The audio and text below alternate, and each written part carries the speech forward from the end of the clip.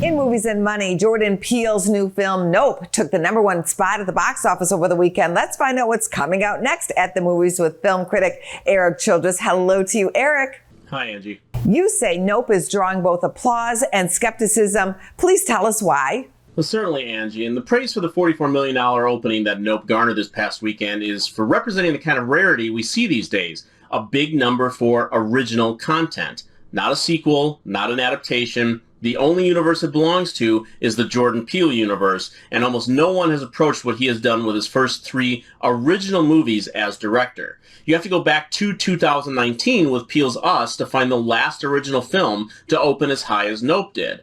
Now, the skepticism comes in part that Us opened to $71 million, which was certainly due to the excitement over his follow-up to Get Out. I happen to think Us is his best film. Universal is now hoping that word of mouth will be at least good enough to push the $68 million budgeted film over the $100 million line. Marvel is hoping for a bit of a reboot after much disappointment in its Phase 4 plan last weekend. The new phase was unveiled and it's getting some buzz in Hollywood. Here's a look at Black Panther: Wakanda Forever. I am queen of the most powerful nation in the world! And my entire family is gone! Have I not given everything?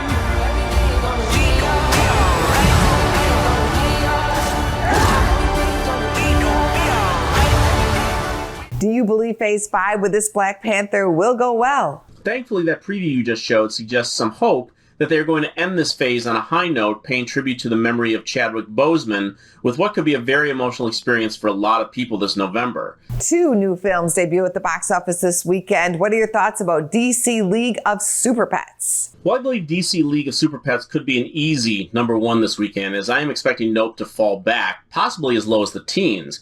Now, just how far ahead remains a question, as I would expect this maybe somewhere in the mid to high 20s, finally taking away some of that Minions audience, which has put that sequel on the path to over $350 million. Now, animated films have traditionally had problems finding consistent box office this late in the summer season. The Simpsons movie is actually the only animated film to open on the last weekend of July through early September to ever gross over $100 million.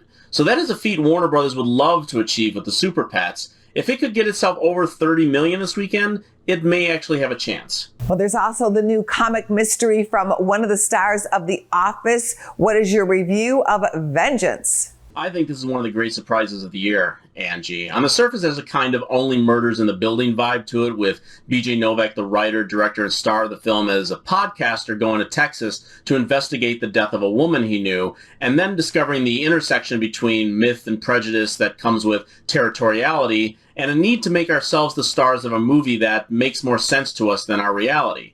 Now, that sounds like a lot, but I promise you that this movie is really, really funny, especially if you like Novak's asides to the absurdity of Michael Scott's hyper-realized environment.